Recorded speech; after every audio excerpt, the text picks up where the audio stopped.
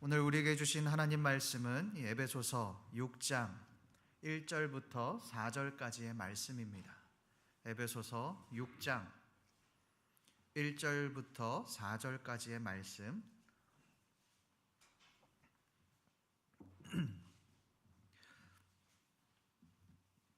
저와 여러분들이 함께 교독하시겠습니다. 자녀들아, 주 안에서 너희 부모에게 순종하라. 이것이 옳으니라.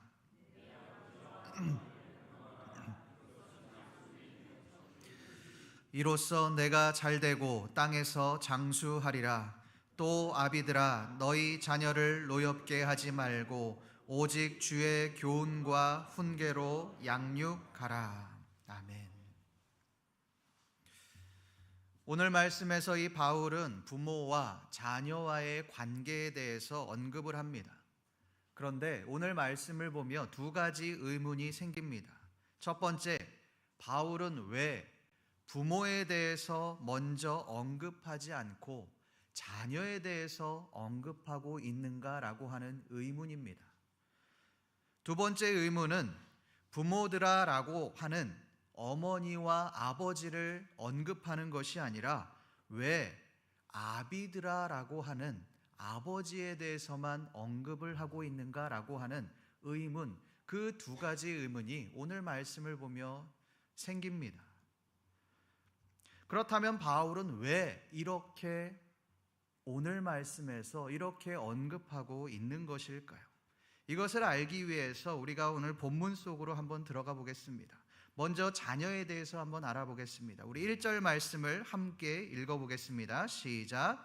자녀들아, 주 안에서 너희 부모에게 순종하라. 이것이 옳으니라.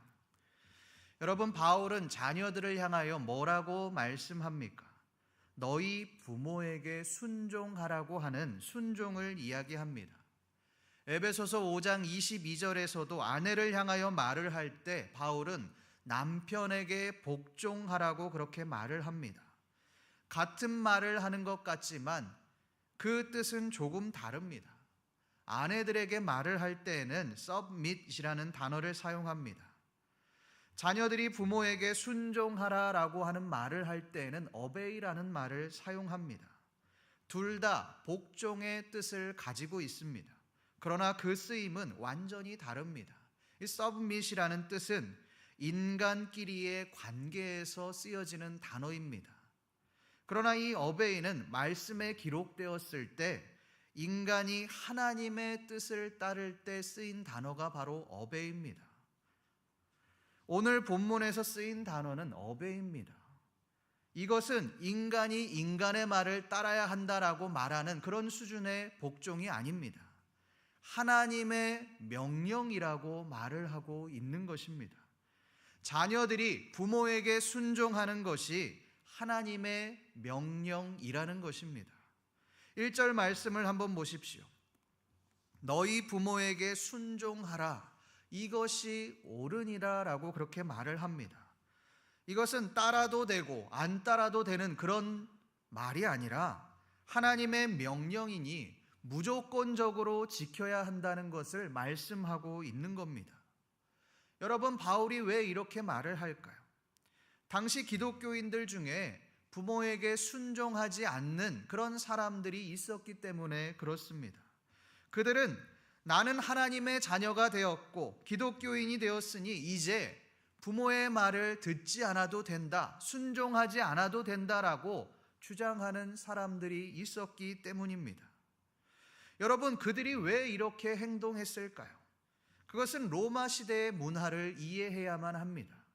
당시 로마 시대에는 아버지의 힘이 절대적이었습니다. 가정에 대한 권한은 아버지가 다 가지고 있었습니다. 그런 상황에서 아버지에게 눌려 있다가 예수를 믿고 그리스도인이 되었습니다. 하나님을 믿고 그리스도인이 되고 보니 아버지보다 더 위대한 존재, 하나님이 존재하더라는 겁니다. 그러니 아버지에게 절대적으로 복종하던 그 모습을 완전히 버리고 오직 하나님만 믿으면 된다라고 여기는 그 사람들이 있었습니다. 내가 하나님을 믿으니 더 이상 부모는 무시해도 된다. 그 말은 순종하지 않아도 된다라고 그들은 주장했습니다. 그런데 예수님 시대에도 그런 사람들이 있었습니다. 우리 마가복음 7장 11절에서 12절 말씀을 함께 읽어보겠습니다. 시작. 너희는 이르되 아버지에게나 어머니에게나 말하기를 내가 드려 유익하게 할 것이 고르반 곧 하나님께 드림이 되었다고 하기만 하면 그만이라 하고 자기 아버지나 어머니에게 다시 아무것도 하여 드리기를 허락하지 아니하며. 여러분, 그들이 어떤 사람들이었습니까? 고르반, 하나님께 드리기만 하면 부모는 섬기지 않아도 된다라고 주장하는 사람들이었습니다. 신앙이라는 이름으로 하나님은 잘 섬기지만 부모를 무시하고 심지어 부모를 버리기까지 하는 사람들이 생겨나게 되었습니다. 예수님은 그것에 대해 하나님의 말씀을 폐하는 것이다 라고 그렇게 말을 합니다. 2020년 7월 24일에 끔찍한 사건이 하나 일어났습니다. 그것은 69세의 중년 여성이 구타로 인해 사망한 사건이었습니다. 놀라운 사실은 이 여성을 살해한 사람이 여성의 세 딸이었다라고 하는 사실입니다. 큰 딸의 주도 아래 3명의 40대 자매는 어머니를 무차별적으로 폭행하여 사망에 이르도록 만들었습니다. 그런데 이 사건을 조사한 경찰은 놀라운 사실을 발견합니다. 살해당한 여성의 30년 지기의 지인이자 평소 세 자매가 이모라고 부르면서 따랐던 그 여성의 친구가 이 모든 것을 사주했다라는 사실이었습니다. 실제로 이 여성의 친구 진 씨는 세 자매를 가스라이팅하고 재벌가 집안으로 시집을 갈 수 있는데 어머니가 맡고 있어서 어머니를 응징해야만 재벌가 집안으로 시집 갈 수 있다라고 그렇게 사주했습니다. 그 말을 듣고 세 자매가 어머니를 살해한 것이었습니다. 재판에서 큰 딸은 어머니를 왜 살해했냐라고 물었을 때 이렇게 대답합니다. 어머니가 나에게, 우리에게 경제적인 도움을 주지 않았다. 그런데 실제로 알고 보니 아버지로부터 아파트 한 채와 현금 4억을 물려받았습니다. 재벌가에 시집 가는 것에 그 기운을 맡고 있다는, 어머니가 기운을 맡고 있다는 그 미신에 빠져서 자신을 평생 키워준 어머니를 무차별적으로 폭행하고 살해했습니다. 그러면서도 조금도 죄책감을 느끼지 않는 모습을 보며 저는 경악했습니다. 그런데 여러분, 이것이 우리의 모습이 아닌가 생각되기도 합니다. 우리 또한 하나님 앞에서는 잘하죠. 하나님을 위해서는 물질도 시간도 헌신도 잘합니다. 그러나 우리를 낳아주신 그 부모는 잘 섬기지 못할 때가 많이 있습니다. 부모를 챙기고 돌보아야 할 책임이 우리에게 있음에도 우리는 그 의무를 다하지 못합니다. 심지어는 부모를 향하여 다른 사람들은, 다른 부모들은 유산도 많이 자녀들에게 상속해 주는데 왜 우리 부모는 유산은커녕 내가 부양해야 하는가? 왜 내가 더 힘들어야 하는가? 그런 생각으로 원망을 하는 이야기도 들은 적이 있습니다. 말씀을 준비하며 요양원에서 편지를 써내려간 한 할머니의 일기장을 읽으며 제 마음이 찡했습니다. 그 내용의 일부를 읽어드리겠습니다. 자식, 딸, 남매 있으면 무엇하리오? 이 한 몸 머물 곳 없더이다. 아들, 딸, 자식들 유명 인사면 무엇하리오? 이 한 몸 갈 곳 없어 여기까지 흘러왔더이다.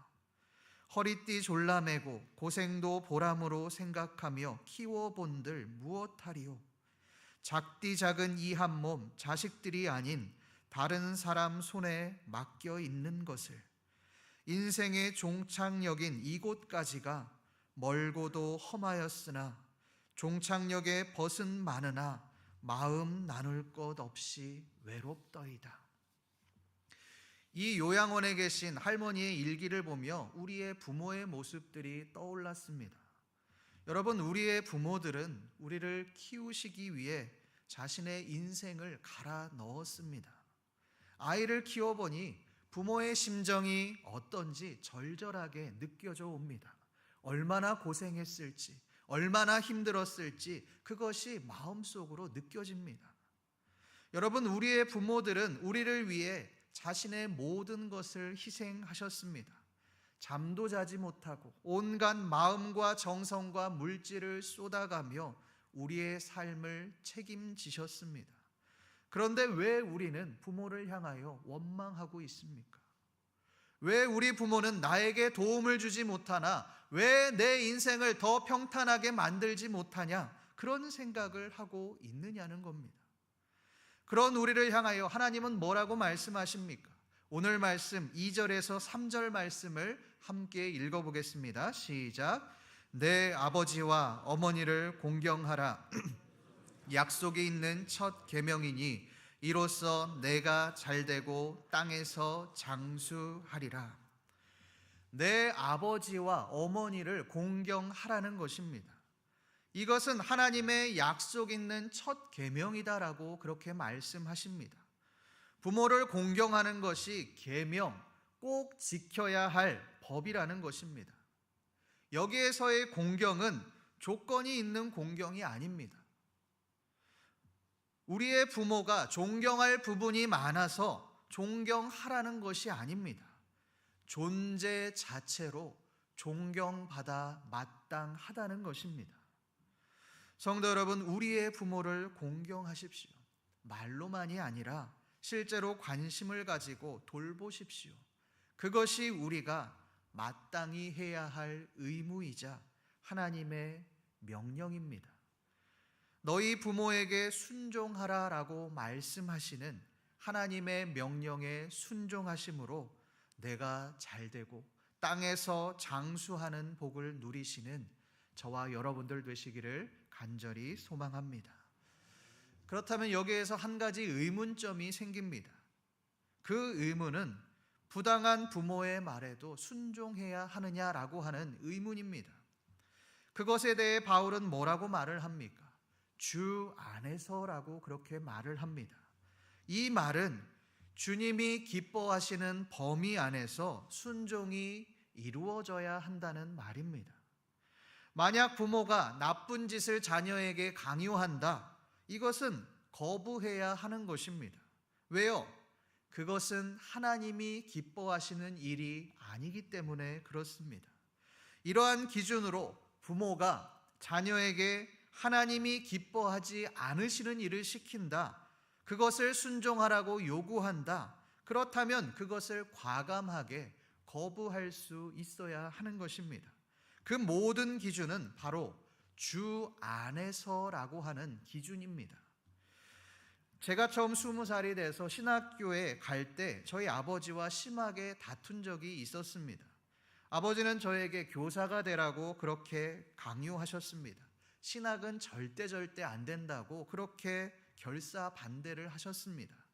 아버지와 이 일로 크게 싸웠습니다. 그러나 저는 아버지와 다투면서도 신학교에 결국 원서를 냈습니다.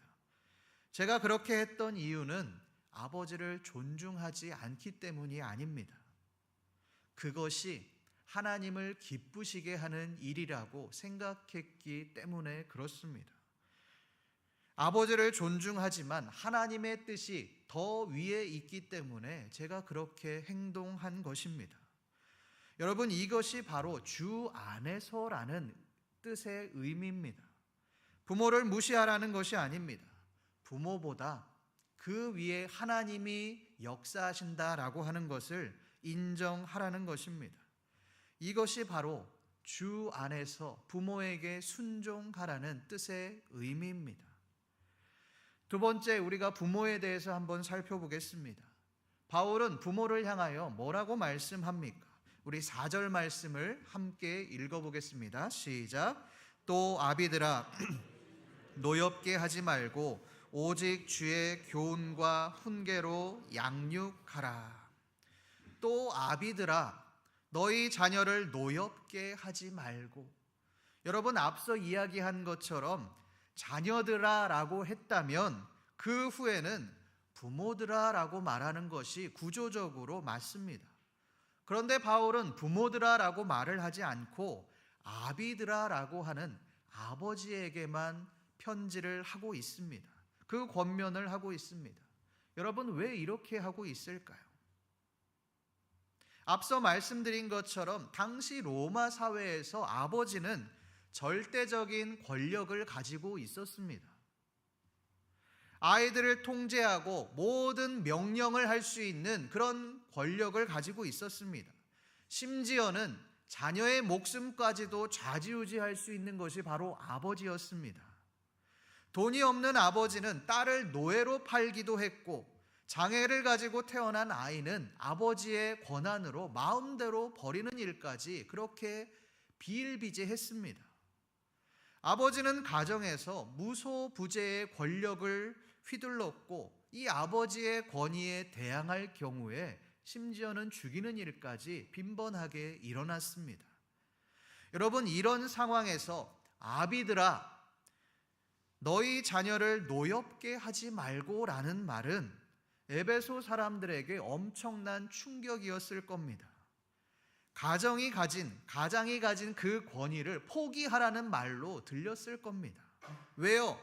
자녀는 아버지에게 화가 나도 대들면 안 되고 무조건 그 아버지의 말에 복종해야 하는 존재였기 때문에 그렇습니다. 에베소 교인들 또한 그랬을 겁니다. 그리스도인이 되고 구원을 받았지만 여전히 가정 안에서는 왕으로 군림했습니다. 자녀들을 자신이 가진 힘으로 짓누르고 또 복종을 강요했습니다. 자녀들을 노엽게 하고 분노하게 만들었습니다. 바울은 그런 에베소 교인들을 향하여 말하고 있는 겁니다.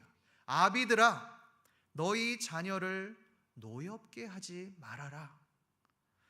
여러분, 바울이 말하는 노엽게 하지 말라는 말이 무슨 뜻이겠습니까? 자녀를 내 소유로 생각하지 말라는 것입니다. 자녀를 양육할 때 있어 부모의 가장 큰 착각은 아이가 내 소유라고 생각하는 것입니다. 헬리콥터 맘이라고 하는 그런 말이 있습니다. 자녀의 일에 지나치게 간섭하며 자녀를 과잉 보호하는 엄마를 가리키는 말입니다. 특히 교육과 관련된 문제에 지나치게 관여하는 그 엄마를 헬리콥터 맘이라고 그렇게 말을 합니다.